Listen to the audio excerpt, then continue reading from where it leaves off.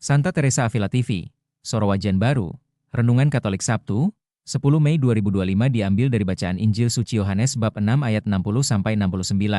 Tantangan iman dan kesetiaan kepada Yesus. Simon Petrus menjawabnya, "Tuhan, kepada siapakah kami akan pergi?" Perkataan MU adalah perkataan hidup yang kekal. Yohanes bab 6 ayat 68, firman Tuhan dalam kitab suci Injil Yohanes bab 6 ayat 60-69 menceritakan tentang reaksi para murid terhadap ajaran Yesus tentang dirinya sebagai roti hidup yang harus dimakan dan darahnya yang harus diminum untuk memperoleh hidup yang kekal. Banyak dari murid-murid yang mendengar hal ini berkata, "Perkataan ini keras, siapakah yang sanggup mendengarkannya?" Yesus mengetahui di dalam hatinya bahwa murid-muridnya bersungut-sungut tentang hal itu, maka ia berkata kepada mereka, "Adakah perkataan itu menggoncangkan imanmu? Dan bagaimanakah, jikalau kamu melihat Anak Manusia naik ke tempat di mana ia sebelumnya berada? Rohlah yang memberi hidup, daging sama sekali tidak berguna.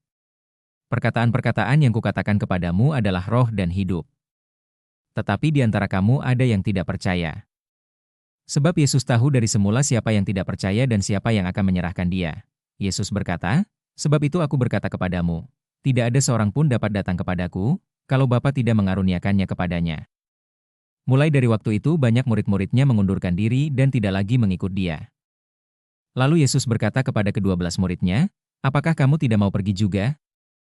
Simon Petrus menjawabnya, "Tuhan, kepada siapakah kami akan pergi?"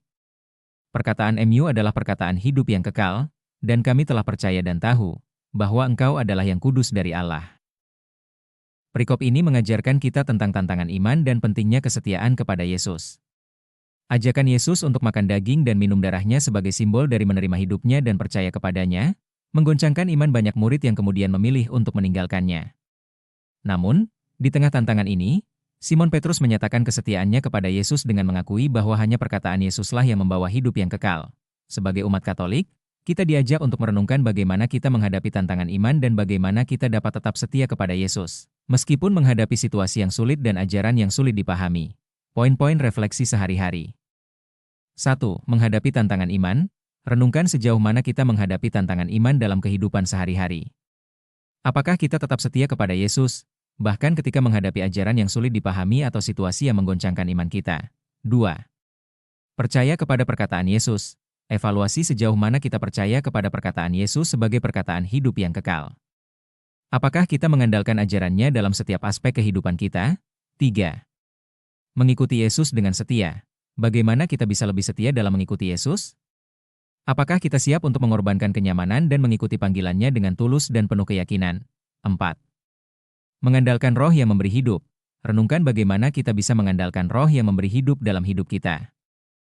Apakah kita membuka hati kita untuk menerima bimbingan dan kekuatan dari Roh Kudus? 5. Menjadi saksi kasih Kristus. Bagaimana kita bisa menjadi saksi kasih Kristus dalam kehidupan sehari-hari? Apakah tindakan kita mencerminkan kasih Tuhan dan membawa pengharapan kepada orang lain?